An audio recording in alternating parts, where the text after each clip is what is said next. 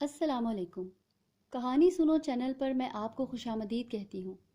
اگر آپ میرے چینل پر نئے ہیں تو پلیز اسے سبسکرائب کریں۔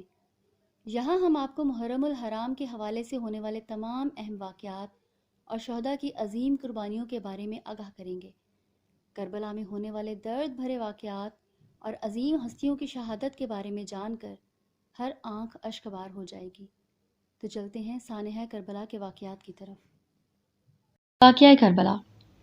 حضرت امام حسین رضی اللہ تعالیٰ عنہ جانتے تھے کہ یزید کی بیعت سے انکار ان کے لیے اشتعال کا باعث ہوگا اور وہ آپ کی جان کا دشمن اور خون کا پیاسا ہو جائے گا، لیکن امام کی دیانت نے اجازت نہ دی کہ اپنی جان کی خاطر نااہل کے احاط پر بیعت کر لیں اور مسلمانوں کی تباہی اور شرع کی بے حرمتی اور دین کی پرواہ نہ کریں۔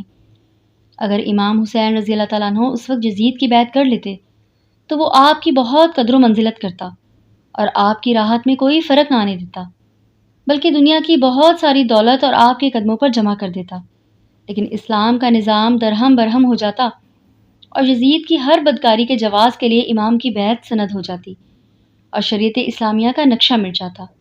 بہرحال آپ یزید کی بیعت سے برابر کنارہ کشی اختیار فرماتے رہے اور اس کے لیے کبھی بھی تیار نہیں ہوئے۔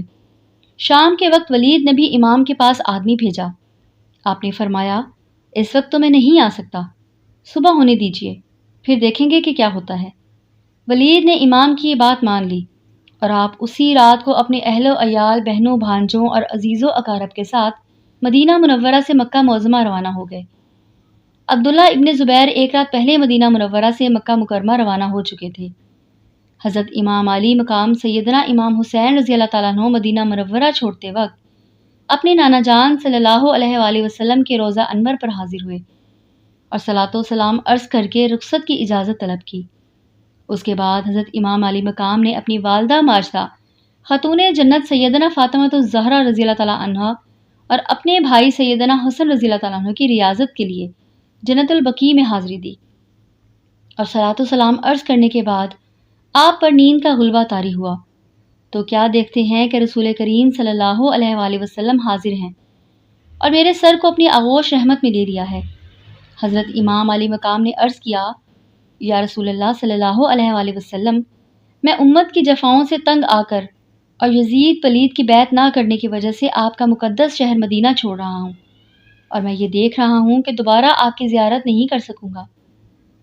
حضور اکرم صلی اللہ علیہ وآلہ وسلم نے فرمایا، اے حسین، ان قریب تو میرے پاس آ جائے گا اور میں دیکھ رہا ہوں کہ بھوکا پیاسا کربلا کی زمین پر شہید ہو رہا ہے۔ اے میرے حسین، صبر کرنا اور اپنا کام پورا کرنا، زیادہ دیر نہیں گزرے گی کہ تو بھی اپنے باپ اور ماں اور میرے پاس پہنچ کر ہمارے ساتھ خون بہشت پر بیٹھا ہوگا اور خالق العباد کی رحمتوں سے مالا مال ہوگا۔ اس کے ساتھ ہی امام حسین رضی اللہ تعالیٰ عنہ بیدار ہوئے گئے اور آپ کو اپنی شہادت کا یقین ہو گیا۔ بعد ازاں اسی شوق شہادت میں آپ نے مکہ معظمہ جانے کا عزم کر لیا۔ راستے میں ایک مقام پر حضرت عبداللہ بن متی سے ملاقات ہوئی۔ انہوں نے آپ کو ماں اہل و عیال مدینہ منورہ سے جاتے ہوئے دیکھ کر پوچھا، میں آپ پر فدا ہوں، آپ کہاں تشریف لے جا رہے ہیں؟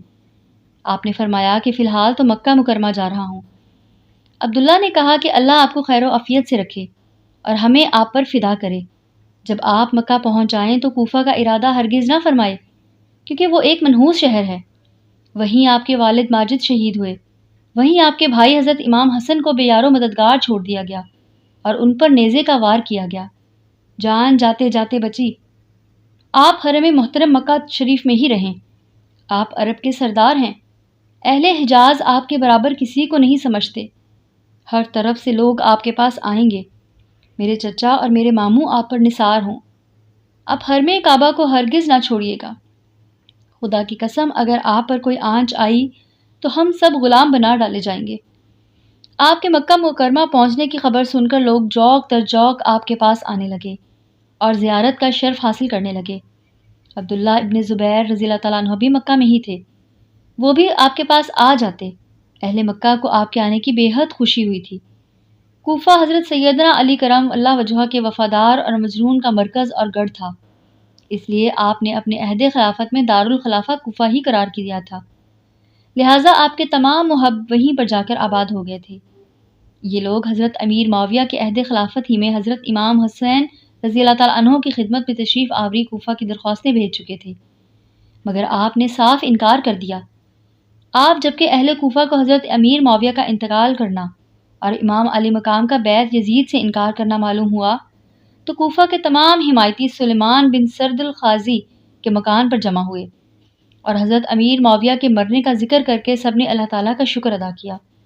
پھر سلیمان نے کہا کہ معاویہ کا انتقال ہو گیا ہے اور حضرت امام حسین ہی نے یزید کی بیعت سے انکار کر دیا ہے اور مکہ چلے گئے ہیں، اور تم لوگ ان کے باپ کے حمایتی ہو، پس تم خوب جان لو کہ اگر تم ان کے مددگار بن سکتے ہو اور ان کے دشمنوں سے جہاد کر سکتے ہو تو ان کو لکھو، اور اگر تمہیں اپنی کمزوری اور بزدلی کا اندیشہ ہو تو ان کو دھوکہ نہ دو۔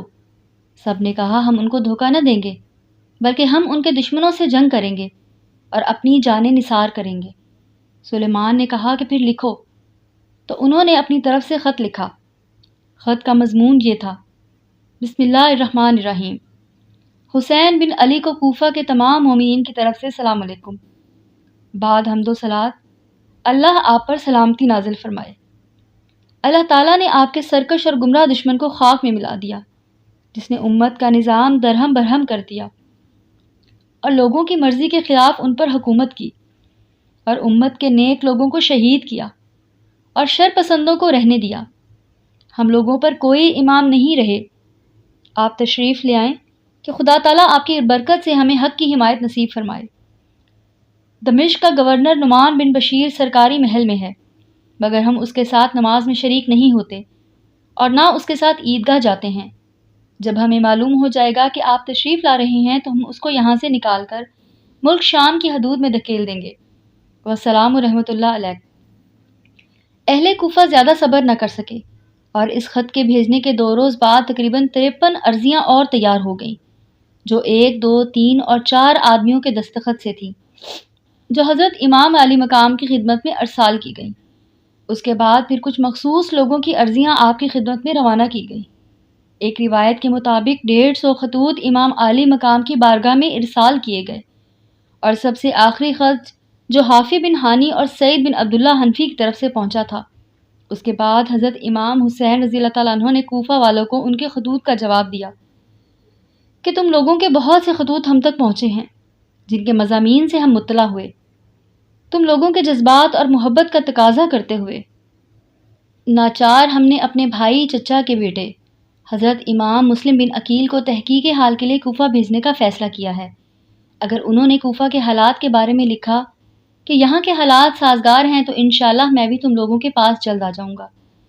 اگرچہ امام کی شہادت کی خبر مشہور تھی اور کوفیوں کی بے وفائی کا پہلے بھی تجربہ ہو چکا تھا، مگر جب یزید بادشاہ بن گیا اور اس کی حکومت سلطنت دین کے خطرہ تھی، اس کی وجہ سے اس کی بیعت ناروا تھی اور طرح طرح کے تدبیروں اور بہانوں سے چاہتا تھا کہ لوگ اس کی بیعت کر لیں۔ ان حالات میں کوفیوں کے پاس ملت یزید کو بیعت سے دستکشی کرنا اور حضرت امام سے طلب بیعت ہونا امام پر لازم کرتا تھا، ان کی درخواست قبول فرمائیں۔ جب ایک قوم ظالم کی بیعت پر راضی نہ ہو اور صاحب استحقاق سے درخواست بیعت کرے تو اگر وہ یہ درخواست قبول نہ کرے تو اس کے معنی یہ ہوتے ہیں کہ وہ اس قوم کو اس جابر ہی کے حوالے کرنا چاہتا ہے۔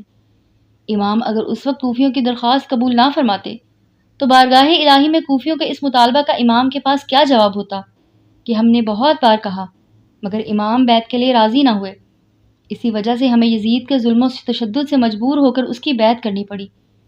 اگر امام ہاتھ بڑھاتے تو ہم ان پر جانیں فدا کرنے کے لیے حاضر تھے۔ یہ مسئلہ ایسا درپیش آیا جس کا حل اس کے سوا اور کچھ نہ تھا کہ حضرت امام ان کی دعوت پر لبیک فرمائیں۔ محرم الحرام اور کربلا کے واقعات کے بارے میں جاننے کے لیے ہمارے ساتھ رہیں۔ اگر آپ کہانی سنو چینل پر ابھی آئے ہیں تو چینل کو لائک اور سبسکرائب کر دیں تاکہ ہر آنے والی ویڈیو آپ تک پہنچ سکے۔ کامنٹ سیکشن میں اپنی قیمتی رائے کا اظہار ضرور کریں۔